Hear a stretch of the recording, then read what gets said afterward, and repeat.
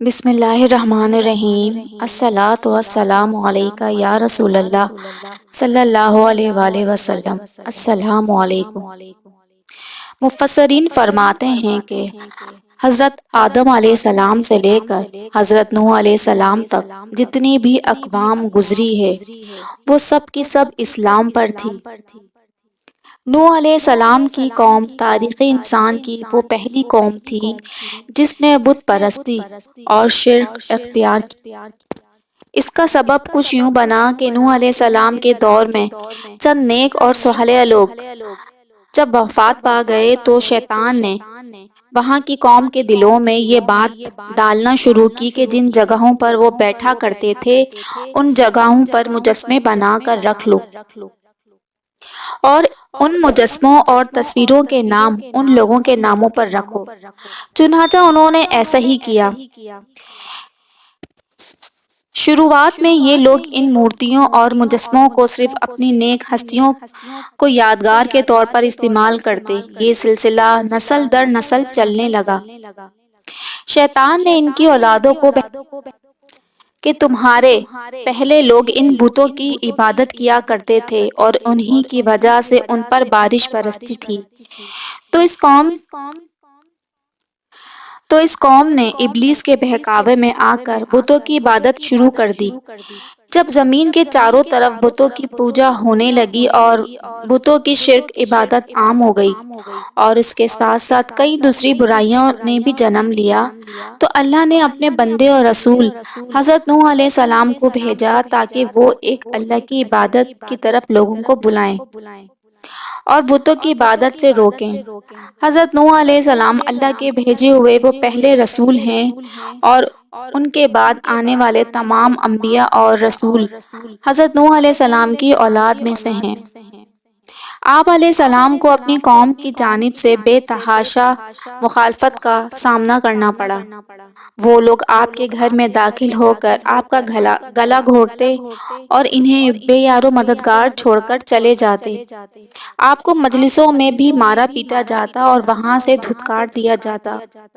قوم نوح کا یہ حال تھا کہ آپ علیہ السلام ان سے حق کی بات کرتے، یہ لوگ اپنے سروں پر کپڑا لپیٹ کر کانوں میں انگلیاں ٹھوس لیتے تھے تاکہ وہ آپ کی بات نہ سن سکیں۔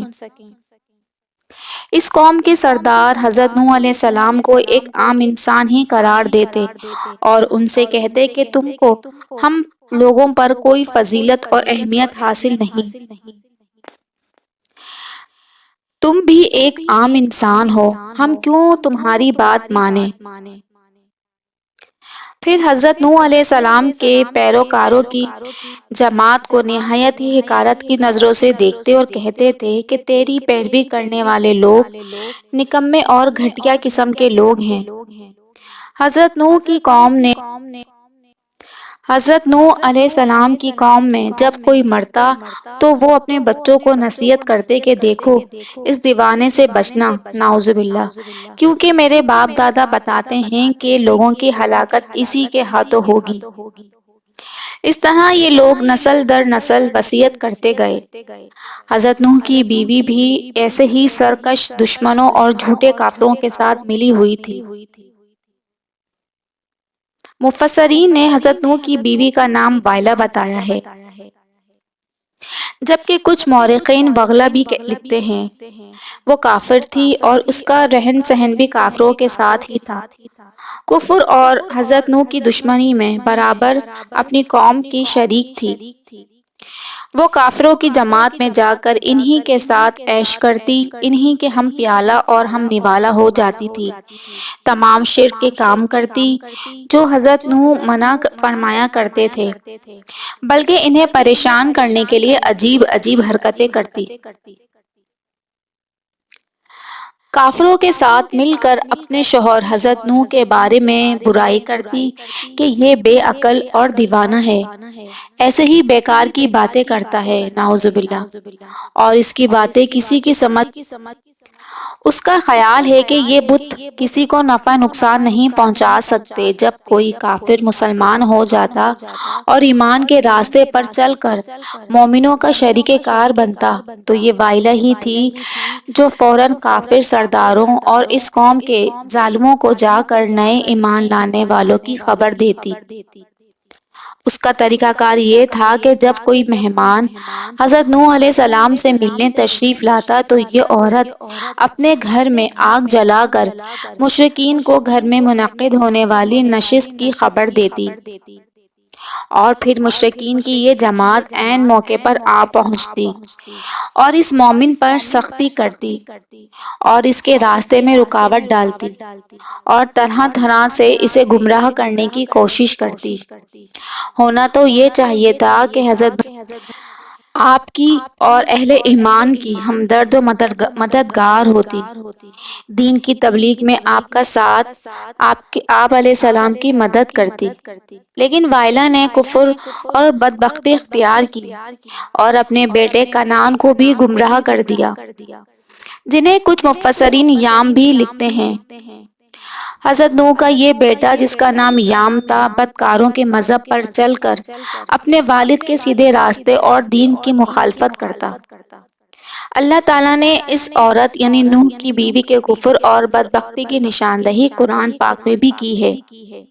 ارشاد باری تعالیٰ ہے، ترجمہ: اللہ کافروں کے لیے ایک مثال بیان کرتا ہے، نوح اور لوط کی بیوی وہ ہمارے دو نیک بندوں کے نکاح میں تھی، پھر ان دونوں نے ان کی خیانت کی، سو وہ نبی اللہ کے غضب سے بچانے میں ان بیویوں کے کچھ کام نہ آئے، اور کہا جائے گا کہ وہ دونوں دوزخ میں داخل ہونے والوں کے ساتھ داخل ہو جاؤ۔ سورہ تحریم۔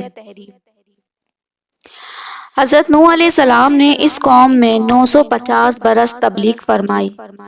اتنی دراز مدت کے باوجود اس قوم کے بہت کم لوگ ایمان لائے۔ سخت قسم کا کفر اور انتہا درجے کا شرک ان کی طبیعت کا، حتیٰ کہ قیامت کے دن بھی وہ اس بات کا انکار کر دیں گے کہ وہ ان کی ہدایت کے لیے کوئی نبی یا رسول ان کے پاس آیا نہیں تھا۔ حضرت ابو سعید فرماتے ہیں کہ رسول اللہ صلی اللہ علیہ وسلم نے فرمایا، قیامت کے دن نوح اور اس کی امت آئے گی، اللہ تعالیٰ فرمائے گا، اے نوح، کیا تم نے میرے پیغامات لوگوں تک پہنچائے تھے؟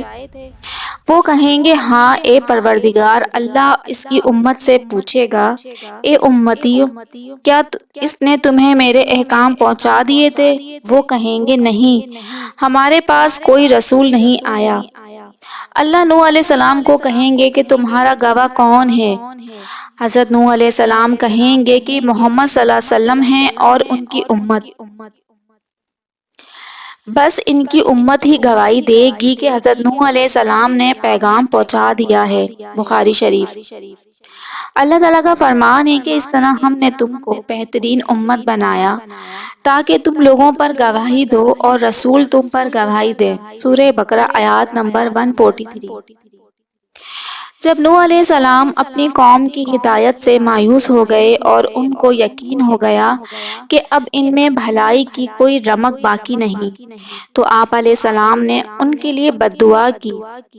اللہ نے ان کی دعا قبول فرمائی اور حکم دیا کہ زمین میں ایک درخت لگاؤ تاکہ وہ تیار ہو جائے، اس کی لکڑی سے ایک کشتی بناؤ۔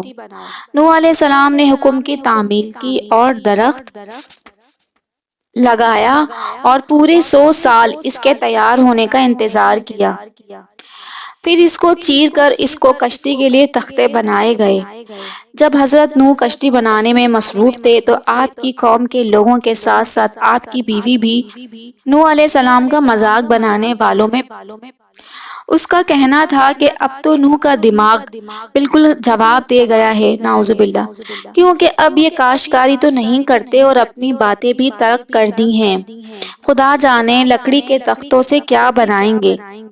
بالآخر یہ کشتی تیار ہوئی اور وہ دن آن پہنچا جب ان مشرکین پر عذاب الہی نازل ہونا تھا۔ اللہ تعالیٰ نے زمین پر اتنی تیز بارش کی کہ ایسی بارش اس سے پہلے اور اس کے بعد کبھی نہ ہوئی۔ تمام کناروں اور راستوں سے پانی کو ابلنے کا حکم دیا۔ کچھ مفسرین کا کہنا ہے کہ حضرت نوح کی بیوی اس طوفان کے آنے سے قبل ہی اپنے انجام کو پہنچ چکی تھی، جبکہ بعض کے مطابق وہ اس عظیم طوفان کا شکار ہو گئی تھی۔ حضرت نوح چند اہل ایمان کے ہمراہ زمین پر موجود طرح طرح کے جانور اور ان کے جوڑوں کا ساتھ لے کر اس کشتی میں سوار ہو گئے۔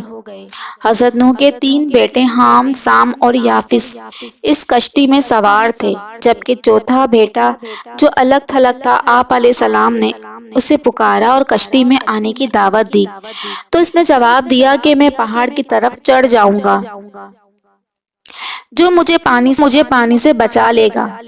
نوح کا یہ بیٹا یام تھا، جسے کنعان بھی کہا جاتا ہے۔ وہ کافر تھا اور اس کے اعمال اچھے نہ تھے۔ وہ اپنی ماں کے نقش قدم پر چل کر اس نے اپنے والد کی دین کی مخالفت کی اور وہ بھی اس طوفان کی سبب ہلاک ہوا۔ حضرت نوح علیہ السلام کی یہ کشتی 150 دن تک پانی پر سفر کرتی رہی۔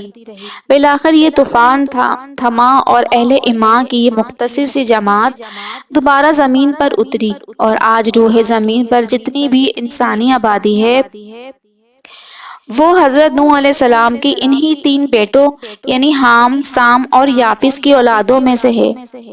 لیکن افسوس کہ ان 3 بیٹوں کی ماں اللہ کے رسول نوح علیہ السلام کے ساتھ اپنی پوری زندگی گزارنے کے باوجود رائے حق کے جانب مبلغ نہ ہو سکی، اس لیے اپنی زندگی اور پھر موت کے بعد آنے والی قوموں کے لیے بھی نشان عبرت بنی۔ اللہ تعالی ہم سب کو سیدھے راستے پر چلنے کی توفیق عطا فرمائے، آمین۔ اس ویڈیو کو لائک، سبسکرائب اور شیئر